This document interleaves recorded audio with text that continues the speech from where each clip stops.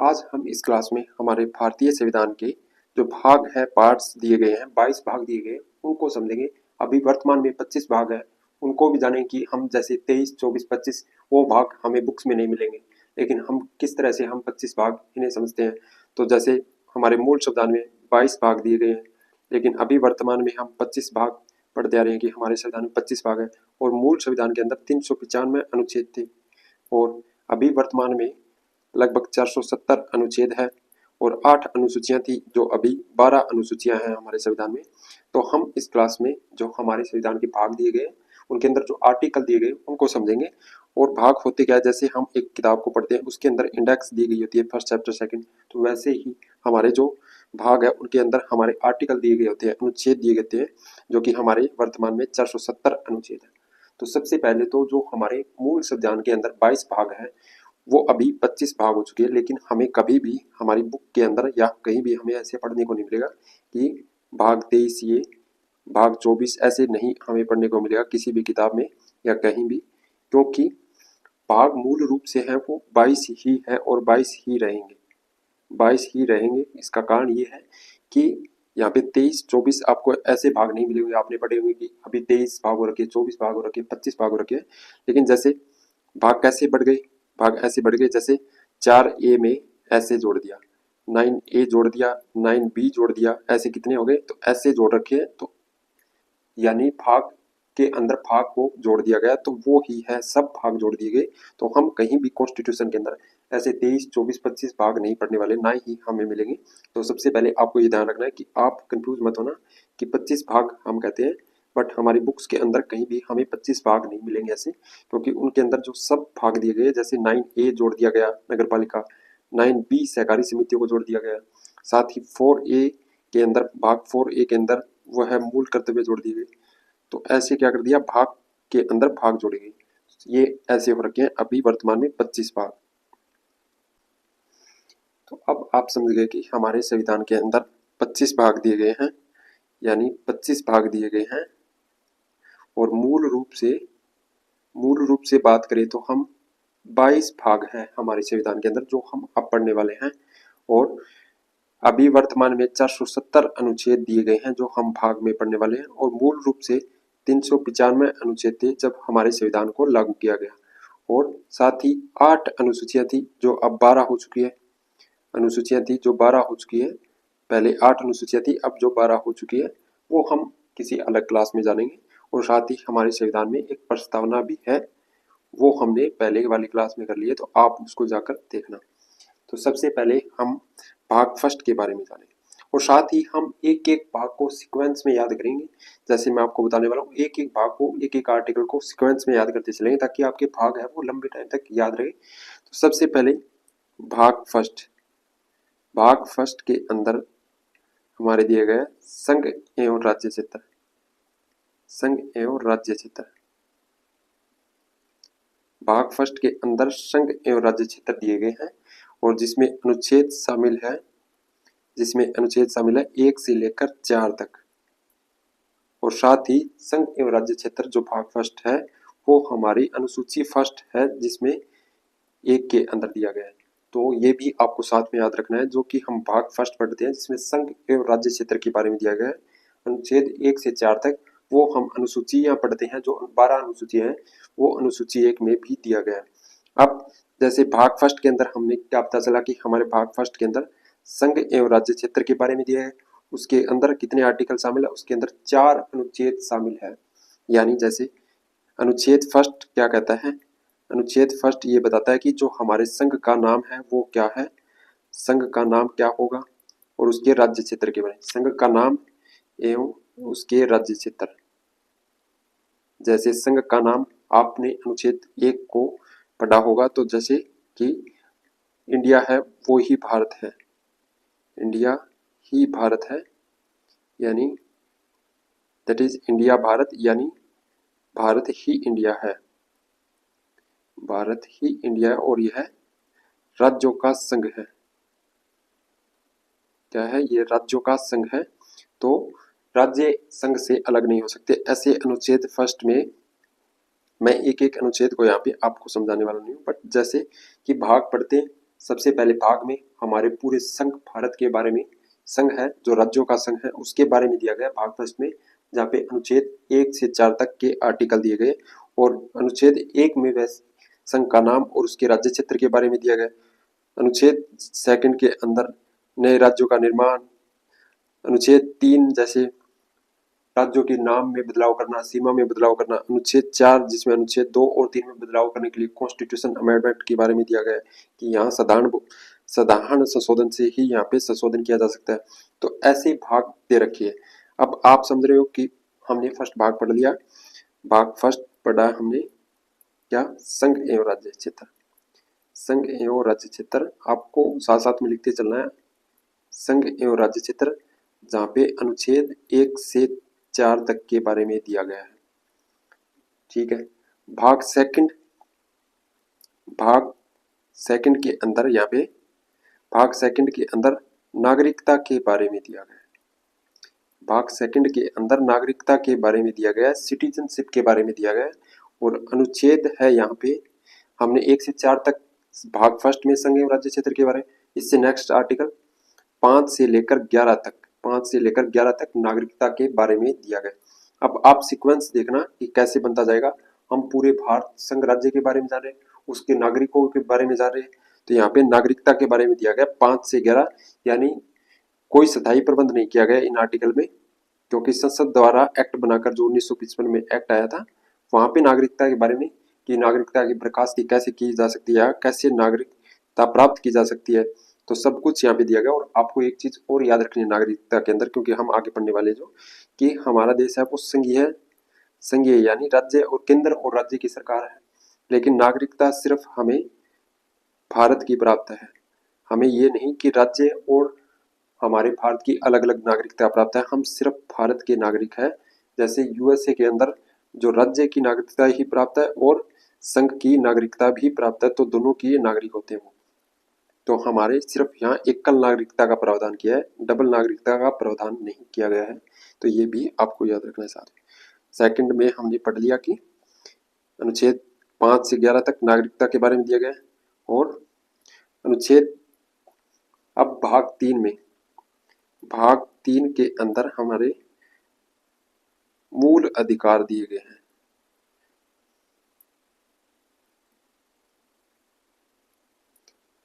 भाग तीन के अंदर मूल अधिकारों के बारे में बात की गई है। भाग 3 मूल अधिकार फंडामेंटल राइट के बारे में।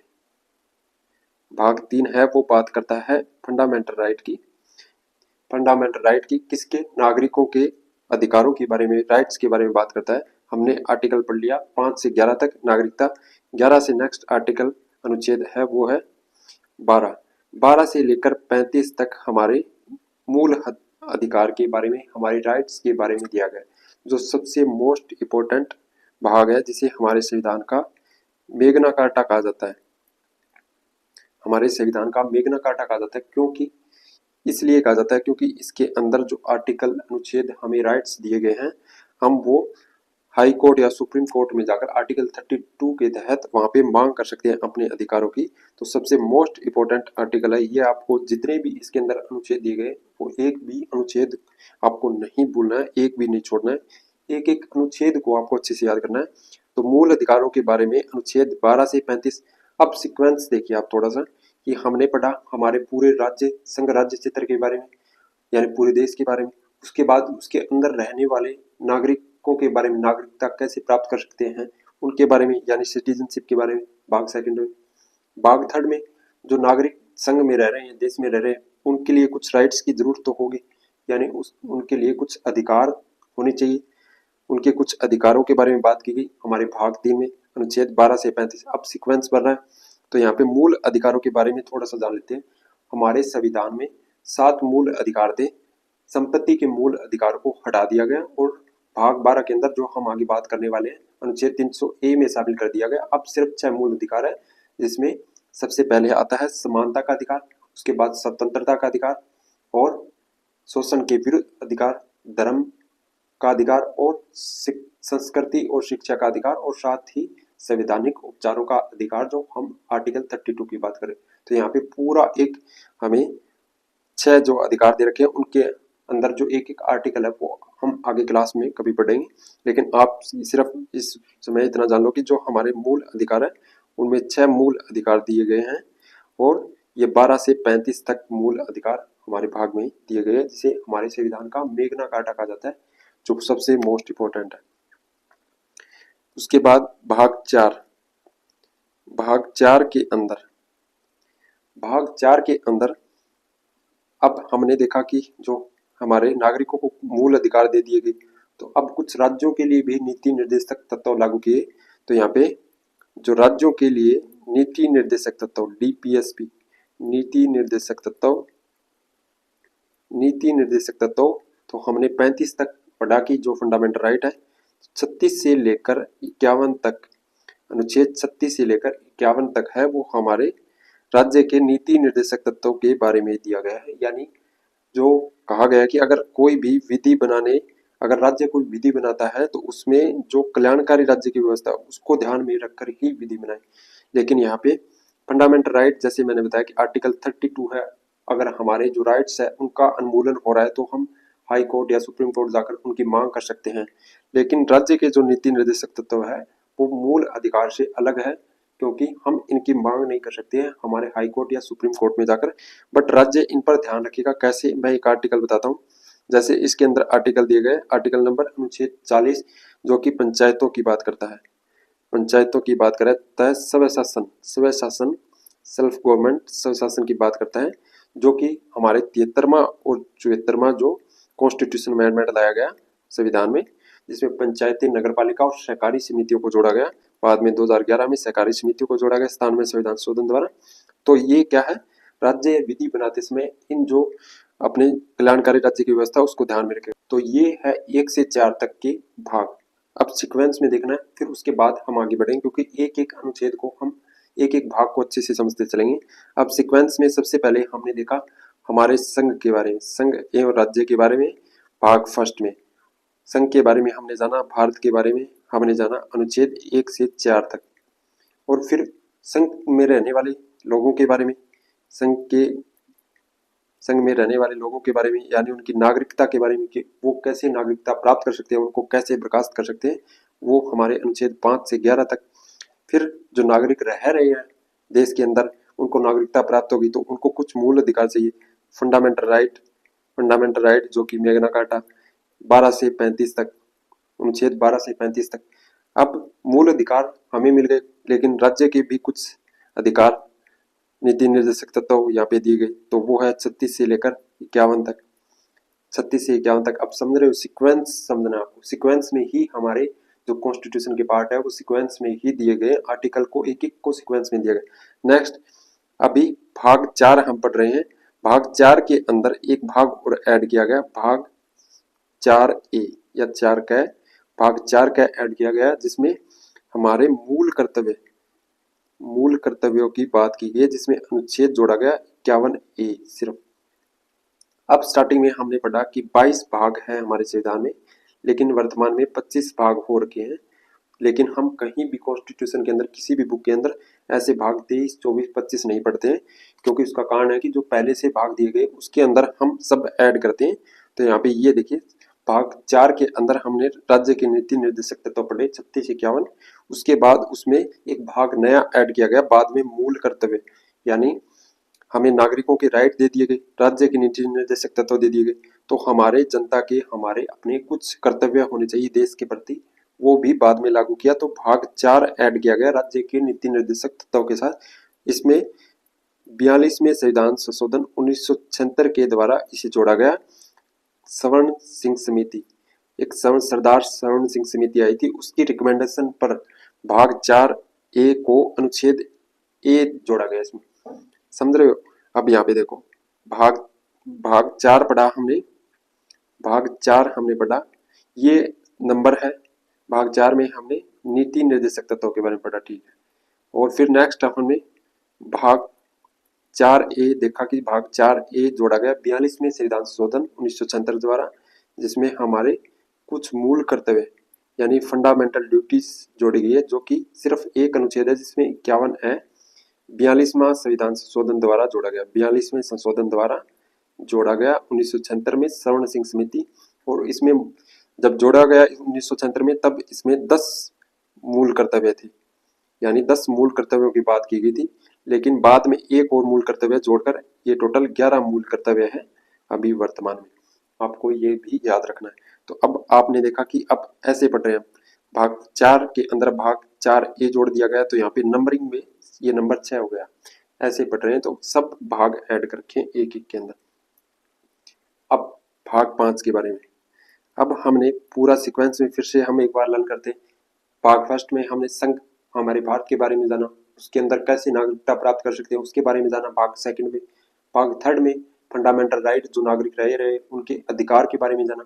और भाग 4 के अंदर राज्य के नीति निर्देशक तत्वों के बारे में जाना। और साथ ही भाग 4 के अंदर 4A ऐड किया गया, जो कि अनुच्छेद 51A जोड़ा गया 42वें संविधान संशोधन 1976 द्वारा, जिसमें नागरिकों के कुछ मूल कर्तव्य जोड़े गए ताकि नागरिकों को राइट मिल रहे हैं तो कुछ उनके कर्तव्य भी है। तो एक सीक्वेंस हो गया।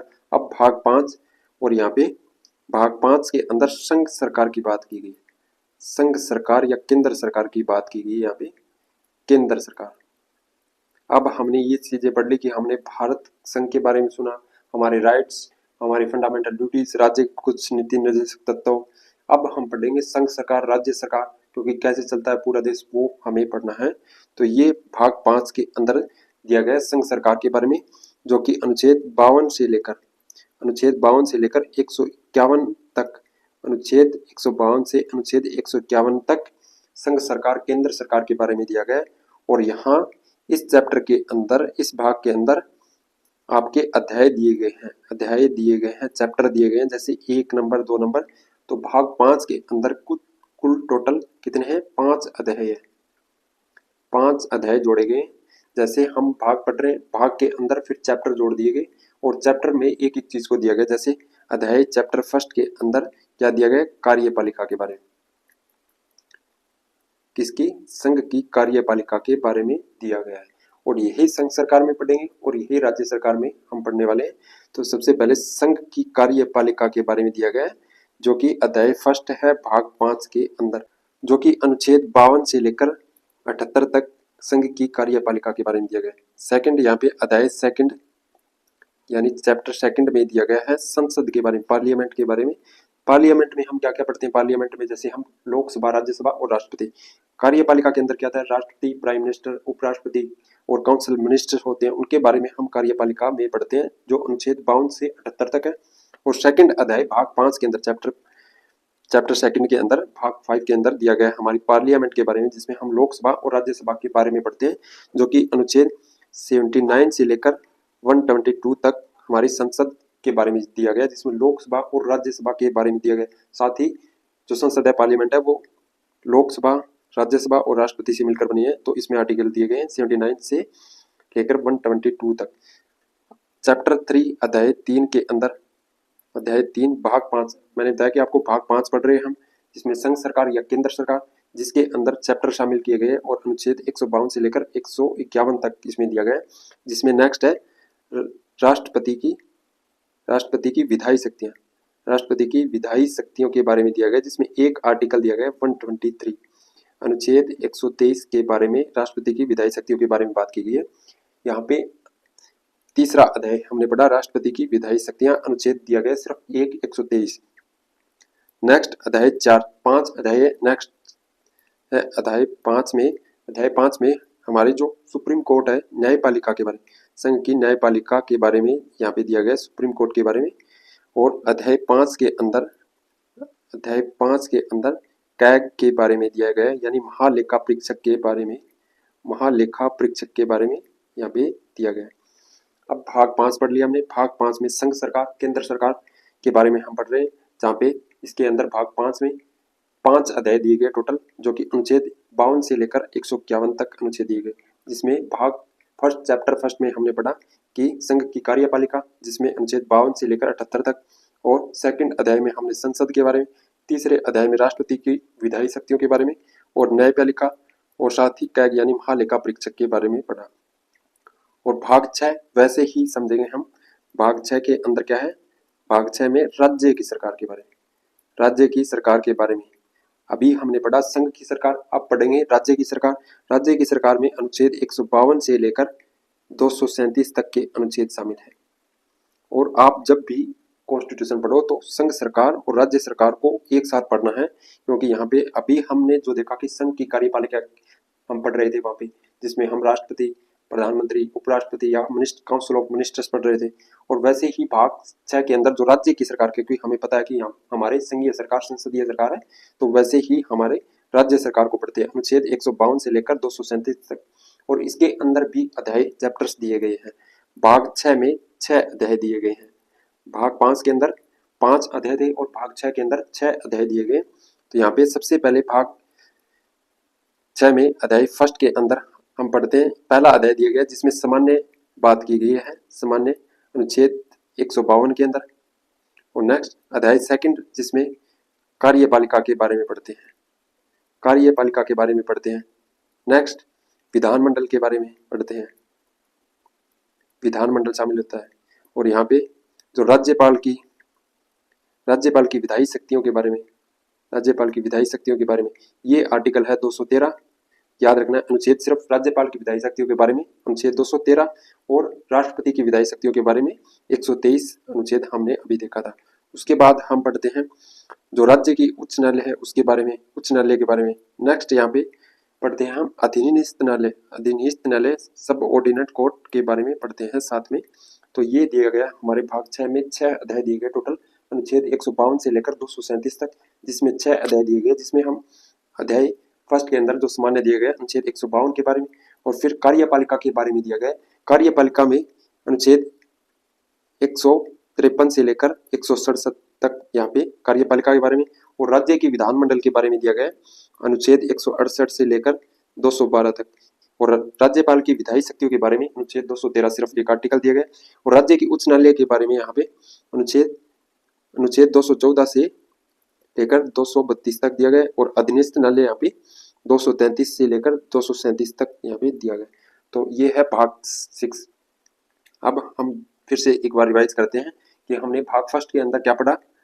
भाग फर्स्ट में हमने जाना हमारे भारत के बारे में, भाग फर्स्ट के अंदर हमने जाना संघ के राज्य के बारे में, संघ के राज्य के बारे में, फिर उसके नागरिकों के बारे में, फिर जो नागरिक है नागरिकता मिल गई उसके अधिकारों के बारे में, हमारे अधिकारों के बारे में, फिर राज्य के कुछ कर्तव्य के बारे में, और फिर नागरिकों के मूल कर्तव्य के बारे में, फंडामेंटल ड्यूटीज के बारे में। अब ये सब समझ लिया तो उसके बाद हम क्या समझेंगे, संघ सरकार के बारे में, हमारे देश में सरकार के बारे में। फिर हमने राज्य सरकार के बारे में पढ़ा, तो हमने 1 से 6 तक के भाग पढ़े हैं अभी तक, जो कि मोस्ट इंपॉर्टेंट है, जिसमें सबसे मोस्ट इंपॉर्टेंट मैंने बताया मूल अधिकार था, जिसमें हमारे जो मौलिक अधिकार दिए गए हैं वो थे। और उसके बाद संघ सरकार, जिसमें हम पूरा राष्ट्रपति से लेकर प्रधानमंत्री, न्यायपालिका सब कुछ यहीं पढ़ते हैं, और वैसे ही राज्य की सरकार में हम वो पढ़ते हैं।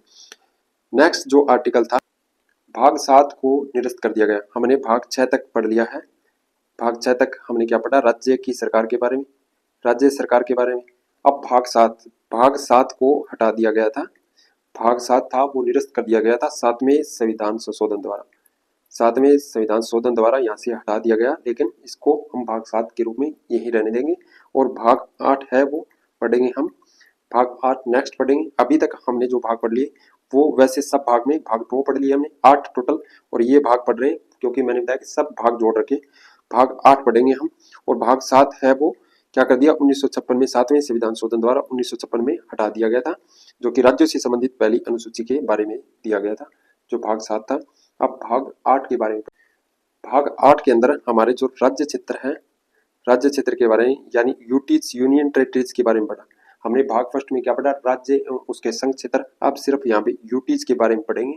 तो यूटीज के बारे में है वो अनुच्छेद, यहाँ पे अनुच्छेद 239 से लेकर 242 तक अनुच्छेद शामिल किए गए। आपको ये अनुच्छेद याद रखने। भाग 8 है उसके।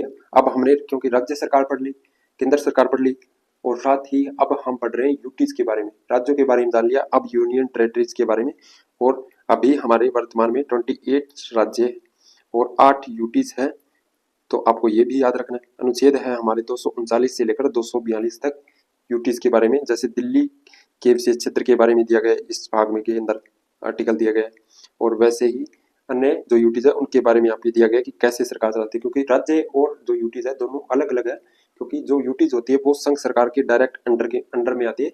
वहाँ पे जो प्रशासक होते हैं संघ सरकार के, वो वहाँ पे सरकार को चलाते हैं। तो ये यूटीज राज्यों से काफी अलग होती है, जो हम कभी आगे पढ़ेंगे, पूरा यूटीज वाला चैप्टर पढ़ेंगे तो वहाँ पे हम जाने।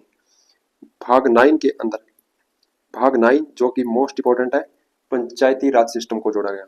पंचायत, भाग 9 में पंचायतों के बारे में दिया गया है। और यहाँ पे भाग 9 के अंदर साथ ही भाग 9A को जोड़ा गया, जिसमें नगरपालिका के बारे में, नगरपालिका के बारे में। और भाग B के अंदर जोड़ा गया यहाँ पे सहकारी समितियों के बारे में, सहकारी समितियों के बारे में। भाग 9 पढ़ रहे हैं हम। भाग 9 में पंचायती राज सिस्टम के बारे में दे रखा है। स्थानीय स्वशासन के बारे में आपको मैंने बताया कि संघीय सरकार है, केंद्र स्तर पर, राज्य स्तर पर और ग्रामीण स्तर पर। तो यहाँ पे हम पंचायती राज जो 73वां संविधान संशोधन आया था उसके थ्रू यहाँ पे अनुसूची जोड़ी गई थी 11वीं और 12वीं। यहाँ पे भाग जोड़ा गया था, भाग A नगरपालिका और भाग B सहकारी समिति जो है वो बाद में 2011 में जोड़ा गया था। और नगरपालिका है वो 74वें संविधान संशोधन द्वारा 1992 के अंदर जोड़ा गया था। भाग 9 के अंदर जो अनुच्छेद दिए गए हैं वो है 243 से लेकर 243 ओ तक, और वैसे ही इसके अंदर 243 ऐसे आगे बढ़ा रखे और वैसे ही यहाँ पे बढ़ा रखे। सिर्फ एक आर्टिकल को आगे खींच रखा है, यानी सब आर्टिकल जोड़ रखे हैं इसके अंदर, अलग से कोई आर्टिकल नहीं दिया गया। 243 को A B C D करके ऐसे किया गया है। तो जो भाग 9 है उसके बारे में हमने पंचायतों के बारे में पढ़ा। राज्य सरकार पढ़, केंद्र सरकार, राज्य सरकार, ड्यूटीज पढ़ ली। अब हमने पंचायतें पढ़ ली। नेक्स्ट भाग है वो भाग है 10।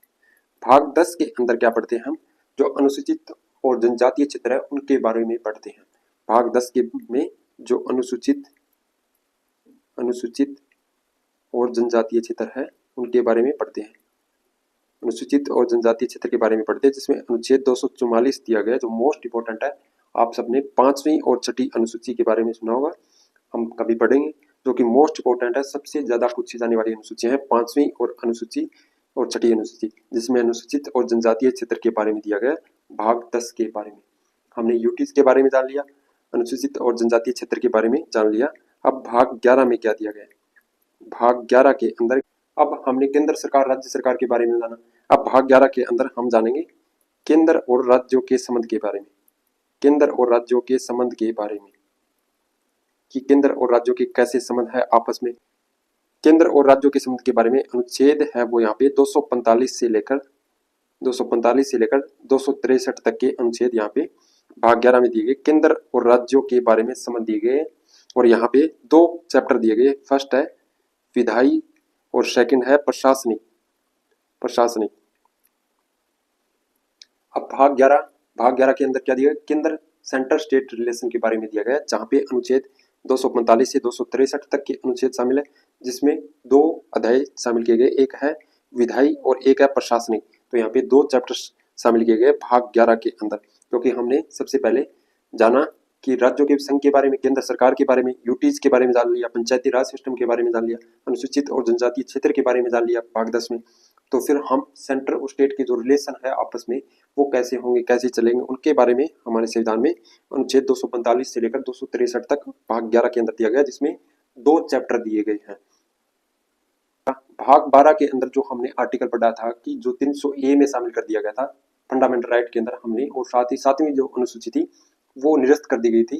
तो जो एक आर्टिकल था संपत्ति का अधिकार, वो कहाँ पे शामिल किया गया, तो अभी हम पढ़ रहे हैं वो है भाग 12, जिसमें दिया गया है वित्त संविदा संपत्ति संबंधी अनुच्छेद दिए गए यहाँ पे, जो कि 264 से लेकर 300A तक शामिल है। यानी वित्त संविदा संपत्ति के बारे में भाग 12 में अनुच्छेद 264 से लेकर 300A में शामिल है। और यहाँ पे क्या दिया गया, जो 300A है, जो संपत्ति का अधिकार वो फंडामेंटल राइट से हटाकर यहाँ पे भाग 12 में जोड़ा गया था। तो ये आपको याद रखना है कि भाग 12 के अंदर जोड़ा गया था, जो फंडामेंटल राइट से संपत्ति का अधिकार हटाया गया।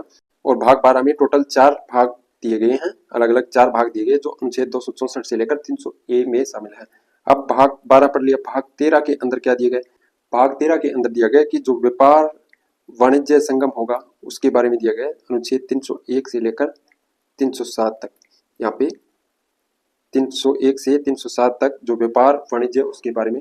अब आपने देखा कि भाग 12 में वित्त संविदा संपत्ति की बात कर रहा है यानी सेंटर स्टेट के बारे में, और भाग 13 के अंदर व्यापार कैसे होगा उसके बारे में अनुच्छेद 301 तक, और भाग 11 में हमने सेंटर स्टेट रिलेशन पढ़ा था 245 से 263 तक। तो भाग 11, भाग 12 और भाग 13 को हम एक साथ ही पढ़ते हैं, क्योंकि ये जो भी दिया गया है जो केंद्र और राज्यों के बारे में यहाँ पे दिया गया है, केंद्र व राज्यों के रिलेशन होते हैं उनके बारे में एक चैप्टर में आपको एक जगह मिलेगा। तो ये आर्टिकल जब भी पढ़ो एक साथ पढ़ना है, भाग 11, 12 और भाग 13। तो ये है भाग 13 जो 301 से लेकर 307 तक के अनुच्छेद शामिल है। अब भाग 14, भाग 14 के अंदर भाग 14 है जिसमें सबसे मोस्ट इंपॉर्टेंट दिया गया है जिसकी आप तैयारी कर रहे हो, यानी लोक सेवा के बारे में, लोक सेवाओं के बारे में, यानी यूपीएससी के बारे में यही दिया गया है। जब हम कॉन्स्टिट्यूशन बॉडी पढ़ते हैं तो वो कॉन्स्टिट्यूशन बॉडी लोक सेवा वो इसी भाग में दी गई है, जो कि अनुच्छेद 308 से लेकर 323 तक के अनुच्छेद यहाँ पे शामिल है। भाग 14 के अंदर सेवाएं एवं लोक सेवाओं के बारे में दिया गया जिसमें अनुच्छेद 308 से लेकर 323 तक के अनुच्छेद यहाँ पे शामिल है, और इसके अंदर दो चैप्टर, दो अध्याय शामिल किए गए हैं। पहले अध्याय के अंदर सेवाओं के बारे में, सीधा सेवाओं के बारे में जिक्र किया गया। अध्याय फर्स्ट में जो सेवाएं दी गई है जिसमें अनुच्छेद 308 से लेकर 314 तक के अनुच्छेद शामिल है, और वहीं चैप्टर सेकंड है वहाँ पे लोक सेवाओं के बारे में बात की गई है। लोक सेवा के बारे में अनुच्छेद 315 से 323 तक के अनुच्छेद यहाँ पे शामिल किए गए। तो भाग 14 में हम पढ़ रहे हैं सेवाएं, ये लोक सेवाएं जो कि यूपीएससी, जो कि सबसे इंपॉर्टेंट है, आपको याद भी रहेगा और याद रखना भी है। अनुच्छेद 308 से लेकर 323 तक जिसमें सेवाएं की बात की गई और लोक सेवाओं की बात की गई। अब यहाँ पे एक मोस्ट इंपॉर्टेंट भाग ऐड किया गया, भाग 14A शामिल किया गया जिसमें ट्रिब्यूनल अधिकरण के बारे में, अधिकरण के बारे में ऐड किया गया, और अनुच्छेद 323A और 323B जोड़ा गया। यहाँ पे दो अनुच्छेद जोड़े गए यहाँ पे, और ये भाग है वो 42वें संविधान शोधन 1976 द्वारा जोड़ा गया था। इससे पहले एक भाग और जोड़ा गया था 42वें संविधान शोधन द्वारा, कौन सा?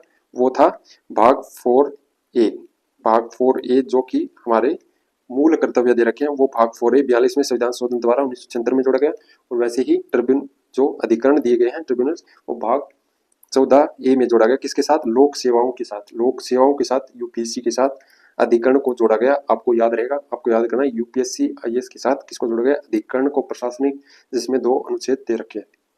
अब भाग 15 के अंदर अब हमने ये पढ़ा कि राज्य स्टेट, जो सेंट्रल स्टेट के रिलेशन के बारे में हमने जाना, और आगे हमने लोक सेवाओं के बारे में जाना। अब हम भाग 15 पढ़ रहे हैं, तो जो हमारे पूरा सिस्टम चलेगा यानी निर्वाचन, जो जनता द्वारा प्रतिनिधि चुने जाएंगे उसके बारे में दिया गया, इलेक्शन के बारे में दिया गया। यहाँ पे जो आर्टिकल पढ़ते हैं हम 324 आर्टिकल पढ़ते हैं, सिर्फ एक अनुच्छेद आपको याद रखना, उतने में आपका काम बन जाएगा। अनुच्छेद 324 है वो निर्वाचन से संबंधित है, वो निर्वाचन आयोग आपने पढ़ा हुआ, कॉन्स्टिट्यूशन बॉडी नहीं पढ़ा है तो हम आगे पढ़ने वाले। भाग 15 जो सबसे मोस्ट इंपॉर्टेंट है, जिसमें सिर्फ आपको एक आर्टिकल याद रखना है, अनुच्छेद 324। और इससे पहले हमने पढ़ा था लोक सेवा यानी यूपीएससी के बारे में, सेवाओं के बारे में, जो कि, और साथ ही हमने एक सबसे इंपॉर्टेंट जिसमें 42वें संविधान शोधन द्वारा जोड़ा गया 9, जो कि भाग 14A जोड़ा गया था 42वें संविधान शोधन द्वारा, और उससे पहले 42वें संविधान शोधन द्वारा एक भाग जोड़ा गया, वो था 4A। तो भाग 15 आपको निर्वाचन याद रखना, ये आर्टिकल 324 आपको याद रहेगा हमेशा, और ये है 324 से लेकर 329 तक यहाँ पे इसके अंदर शामिल किया गया। बट मोस्ट इंपॉर्टेंट आर्टिकल है वो है 324, इलेक्शन के बारे में, निर्वाचन के बारे में दिया गया। भाग 15 में निर्वाचन के बारे में दिया गया, जिसमें राष्ट्रपति, प्राइम मिनिस्टर, मंत्री सबके निर्वाचन के बारे में यहाँ पे संबंधित दिया गया, अनुच्छेद 324 जो पढ़ते हैं भाग 15 में। अब भाग 16, भाग 16 के अंदर, भाग 16 के अंदर हम पढ़ते हैं कुछ वर्गों के अंदर कुछ वर्गों से विशेष संबंधित प्रावधान किए गए। यहाँ पे अनुच्छेद 330 से लेकर 342 क तक, यहाँ पे अनुच्छेद 330 से लेकर 342 तक भाग 16 के अंदर जो कुछ वर्गों से संबंधित प्रावधान किए गए, जैसे अनुसूचित जातियों, जनजातियों के बारे में, या मंगल जो भारतीय थे उनके बारे में, या जो लोकसभा या राज्यसभा में जिनको आरक्षण मिलेगा उनके बारे में दिया गया। तो यहाँ पे कुछ वर्गों के लिए विशेष प्रावधान किए गए, वो अनुसूचित जातियां हो, अनुसूचित जनजातियां हो, तो भाग 16 के अंदर दिया गया है। अब भाग 17 के अंदर हम पढ़ेंगे भाग 17। भाग 17 के अंदर है राजभाषा यानी भाषा के बारे में, भाषा के बारे में पढ़ेंगे। और यहाँ पे अनुच्छेद 343 से लेकर 351 तक के अनुच्छेद शामिल है यहाँ पे।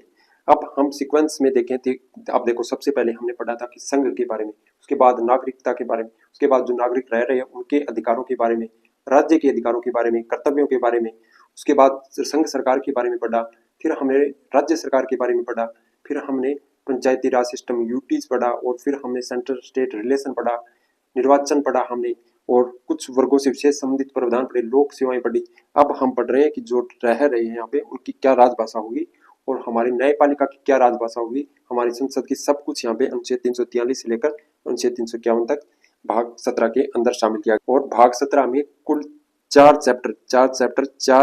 अध्यायों को शामिल किया गया है यहाँ पे, तो वो भी याद रखना है। सबसे पहले संघ की भाषा क्या होगी, यानी हमारे भारत की संघ की भाषा क्या होगी, संघ की भाषा क्या होगी। संघ शब्द हम हर जगह पढ़ेंगे। हमने सबसे पहले अनुच्छेद फर्स्ट में ही पढ़ा था कि जो है राज्यों का संघ है, भारत है वो राज्यों का संघ है, तो संघ शब्द ही आपको पढ़ने को मिलेगा, यूनियन शब्द कहीं नहीं मिलेगा। तो संघ की भाषा के बारे में बात की गई है, जो कि अध्याय फर्स्ट है। सेकंड अध्याय में प्रादेशिक भाषाओं के बारे में बात की गई है, प्रादेशिक भाषाओं के बारे में। फिर है सर्वोच्च न्यायालय, उच्च न्यायालय की भाषाओं के बारे में, और कुछ विशेष निर्देश दिए गए अनुच्छेद 343 से 351। तो भाग 17 आपको भाषा से संबंधित याद रखना है। भाषाएं यानी हमारी राजभाषा के बारे में, संघ की भाषा के बारे में, हमारे उच्च न्यायालय की और सर्वोच्च न्यायालय की भाषा के बारे में कुछ निर्देश दिए गए भाग 17 के अंदर, जो राजभाषा से संबंधित है, अनुच्छेद 343 से लेकर 351 तक।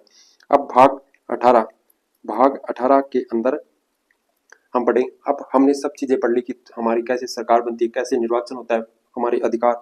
अब कभी भी जब कोई इमरजेंसी हो देश में, तो उसके लिए आपातकाल की जरूरत होगी, तो यहाँ पे भाग 18 के अंदर आपातकाल दिया गया है, जो कि मोस्ट इंपोर्टेंट है भाग 18, जो कि अनुच्छेद 352 से लेकर 360 तक के अनुच्छेद शामिल है। भाग 18 के अंदर आपातकाल इमरजेंसी प्रोविजन किया गया है, जो कि अनुच्छेद 352 से लेकर 360 तक। यहाँ पे राष्ट्रीय आपातकाल या राज्य में आपातकाल की, या फिर वित्तीय आपातकाल, तो यहाँ पे 3 प्रकार के इमरजेंसी प्रोविजन दिए गए हैं भाग 18 के अंदर, जो मोस्ट इंपोर्टेंट है। और आपने पहले सुना भी होगा कि हमारे देश में कब कब आपातकाल लगाया गया था, तो उसके बारे में। और जो राष्ट्रपति शासन यानी राज्य के अंदर जो राष्ट्रपति शासन लगता है, उसके बारे में 356 में दिया गया है। वित्तीय आपातकाल है वो अनुच्छेद 360 के अंदर दिया गया। तो यहाँ पे 3 प्रकार के प्रोविजन किए गए भाग 18 में इमरजेंसी में। तो अब हमने भाग 18 तक, देश में अगर कुछ भी दुविधा हो आपातकाल जैसी, तो वहाँ पे भाग 18 दिया गया है। तो यहाँ पे अनुच्छेद 352 से 360 तक के दिए गए। अब भाग 19 मिसलेनियस दिया गया है। मिसलेनियस दिया गया है यहाँ पे, जैसे राष्ट्रपति या राज्यपाल के लिए कुछ विशेष उपबंध किए गए, वो आर्टिकल्स यहाँ पे शामिल किए गए। तो यहाँ पे मिसलेनियस प्रकीर्णन के बारे में, प्रकीर्णन है यहाँ पे मिसलेनियस, जैसे कुछ आर्टिकल्स यहाँ पे इंपॉर्टेंट है। तो हम जो आर्टिकल्स वाली क्लास में छेद करेंगे कि वहाँ पे हम इन अनुच्छेद को अच्छे से पढ़ेंगे। तो भाग 19 मिसलेनियस। अब भाग 20 की बात करें, भाग 20 सबसे मोस्ट इंपोर्टेंट है पूरे हमारे संविधान का, जो कि कॉन्स्टिट्यूशन अमेंडमेंट, अनुच्छेद 368। सिर्फ एक अनुच्छेद दिया गया है यहाँ पे भाग 20 के अंदर, सिर्फ एक अनुच्छेद दिया गया है। क्या है? संविधान संशोधन। संविधान संशोधन, संविधान संशोधन के बारे में दिया गया है, कॉन्स्टिट्यूशन अमेंडमेंट, अनुच्छेद 368 भाग 20 सबसे मोस्ट इंपोर्टेंट है। और ऐसे आपको याद रखना है, भाग 20 अनुच्छेद 368 संविधान संशोधन, कॉन्स्टिट्यूशन अमेंडमेंट, किसमें? हमारे संविधान में अगर कुछ संशोधन करना हो तो अनुच्छेद 368 के अंदर प्रोविजन दिए गए हैं। 3 प्रकार से संशोधन कर सकते हैं, सामान्य, और अनुच्छेद 368 के अंदर विशेष बहुमत दिया गया, और कुछ राज्यों की सहमति से। तो यहाँ पे 3 प्रकार के संविधान संशोधन दिए गए, लेकिन यहाँ पे विशेष बहुमत और कुछ राज्यों की सहमति से संविधान संशोधन 368 के अंदर पढ़ते हैं। तो भाग 20 के अंदर सिर्फ एक अनुच्छेद दिया गया है। ओके, भाग 21 के अंदर, भाग 21 के अंदर आपके कुछ अस्थायी प्रबंध है, जैसे कि हमने पढ़ा था कि अनुच्छेद 370 जम्मू कश्मीर वाला जो आर्टिकल था वो हटा दिया गया। तो ये अस्थायी प्रबंध कहाँ पे है? भाग 21 के अंदर दिए गए। और साथ ही कुछ विशेष उपबंध भी दिए गए हैं कुछ राज्यों को लेकर, जैसे अनुच्छेद 371 है, वो कुछ राज्यों के लिए विशेष उपबंध करता है। जैसे 12 राज्य दिए गए, उनमें विशेष उपबंध किए गए हैं जातियों को लेकर, उनके संरक्षण को लेकर। तो वो है हमारे भाग 21 के अंदर। और कुछ आर्टिकल जो है अस्थायी संक्रमणकालीन थे, उनको हटा दिया गया। कुछ अभी भी है, जैसे सिक्किम राज्य के बारे में है, कुछ विशेष उपबंध किए गए, वो भाग 21 के अंदर किए गए। और ये 369 से लेकर 392 तक के अनुच्छेद को कवर करता है। भाग 21 जिसमें अस्थायी संक्रमणकालीन और कुछ विशेष बंद दिए गए हैं जो कि अनुच्छेद 369 से लेकर 392 तक के अनुच्छेद शामिल है। और अब आते हैं लास्ट भाग यानी भाग 22 के ऊपर। भाग 22 जिसमें हमारे संविधान का शॉर्ट नेम दिया गया है। शॉर्ट नेम दिया गया है किसका? हमारे संविधान का, यानी भारतीय संविधान। भारतीय संविधान इंडियन कॉन्स्टिट्यूशन के बारे में, जो कि अनुच्छेद 393 से लेकर 395 तक के बारे में यहाँ पे भाग 21 के अंदर दिया गया है। सिर्फ इसमें 3 अनुच्छेद शामिल है, 93, 94 और 95, जो शॉर्ट नेम की बात करता है हमारे संविधान के बारे में, संघ के बारे में। तो ये लास्ट भाग था आपका 22। अब एक बार फिर से हम देखते हैं कि हमने सबसे पहले समझा कि 22 भाग है हमारे मूल संविधान में। वर्तमान में 25 भाग हो रखे हैं। कैसे? क्योंकि जो ये भाग दे रखे हैं यहाँ पे, जैसे 4A जोड़ दिया गया, 9A जोड़ दिया गया, 9B जोड़ दिया गया, ऐसे जोड़े गए, 14A जोड़ दिया गया, ऐसे भाग जोड़े गए, तब जाकर ये 25 भाग हुए हैं। कहीं भी आपको संविधान में 23, 24 और 25 ऐसे कहीं भी नहीं मिलेंगे आपको हमारे संविधान के अंदर, क्योंकि जो 22 भाग है मूल रूप से वो 22 ही रहेंगे, बस सब भाग इसके अंदर ऐड कर दिए गए। और भाग फर्स्ट में हमने पूरे भारत के संघ के बारे में जाना, उसके नागरिकों की नागरिकता के बारे में जाना सेकंड में, और फिर हमने फंडामेंटल राइट, मौलिक अधिकार, मूल अधिकार के बारे में जाना, किसके? नागरिकों के मूल। और फिर हमने कुछ राज्य के नीति निर्देशक तत्वों, कल्याणकारी राज्य के बारे में जाना। और फिर हमने भाग 4 जो कि भाग 4A जोड़ा गया, जिसमें सिर्फ अनुच्छेद 51A जोड़ा गया है, किसके? मूल कर्तव्य, हमारे मूल कर्तव्यों के बारे में। मूल कर्तव्य यानी हमारी फंडामेंटल ड्यूटीज, यानी हमारे कुछ अधिकार हो गए, नागरिकों को कुछ अधिकार दिए गए हैं तो उनके कुछ कर्तव्य भी होंगे, तो मूल कर्तव्यों के बारे में यहाँ पे जोड़ा गया है। फिर हमने पढ़ा कि संघ के बारे में, संघ के बारे में, संघ सरकार के बारे में, जिसमें हमने कार्यपालिका के बारे में, हमने विधायिका के बारे में, उच्च न्यायालय के बारे में, सर्वोच्च न्यायालय के बारे में। तो हम संघ एवं राज्य को एक साथ पढ़ेंगे जब भी हम पढ़ेंगे नेक्स्ट क्लास में। भाग 5 और भाग 6 एक साथ पढ़ना है, क्योंकि एक जैसी ही चीजें, सिर्फ आर्टिकल का डिफरेंस है। तो नेक्स्ट हमने पढ़ा था भाग 7 जो कि हटा दिया गया। 8 और भाग 8 के अंदर हमने यूटीज के बारे में जाना था। यूटीज के बारे में, जैसे दिल्ली को विशेष क्षेत्र घोषित किया गया अनुच्छेद 239 में, तो 8 को जाना। और फिर भाग 9 है जिसमें पंचायतों के बारे में जाना। भाग 9 के बारे में, पंचायतों के बारे में 9A जोड़ा गया, 9A जो कि नगर पालिका से, और 9B सहकारी समितियों से। और भाग 10 में हमने जाना कि कुछ अनुसूचित और जनजातीय क्षेत्रों के लिए।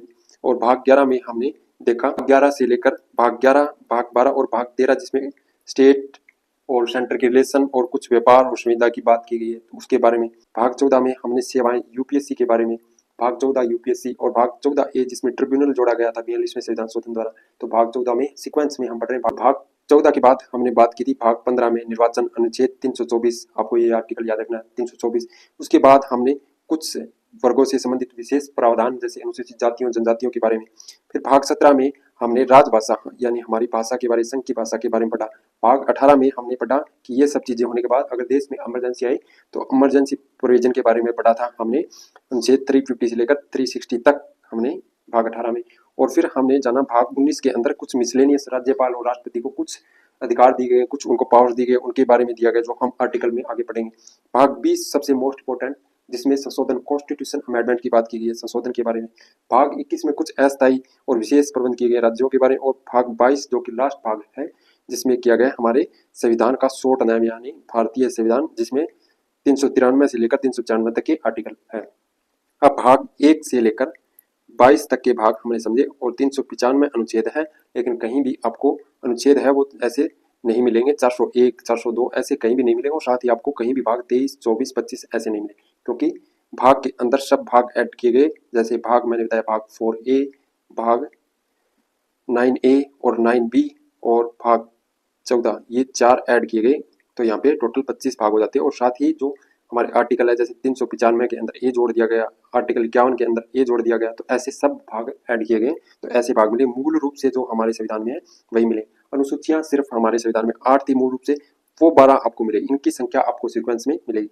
तो ये थे पूरे, हमने समझे आज हमारे संविधान के पार्ट्स, जो कि सबसे मोस्ट इंपॉर्टेंट है। सबसे पहले हमें जब संविधान पढ़ना होता है तो हम स्टार्ट करते हैं हमारे संविधान के पार्ट्स यानी भाग को, उसके बाद हम एक एक अनुच्छेद को पढ़ते हैं, उसके अंदर दिए गए प्रोविजंस को पढ़ते हैं।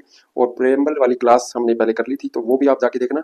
और पूरे आर्टिकल की आपको एक PDF है, वो टेलीग्राम पे मिल जाएगी, AV स्टडी IAS अकेडमी, वहाँ पे पूरे 1 से लेकर 395 जो अनुच्छेद है उसके भाग हैं कब कब जोड़े गए, वो पूरी पीडीएफ एक हिंदी मीडियम में वो पीडीएफ आपको टेलीग्राम पे मिल जाएगी, वहाँ पर जाके आप देख लेना। और नेक्स्ट क्लास में हम एक अच्छी वीडियो लेकर आएंगे। तो चलिए मिलते हैं, और आपको ये क्लास रिवाइज करनी है, समझ आई होगी तो आप कमेंट करके जरूर बताना।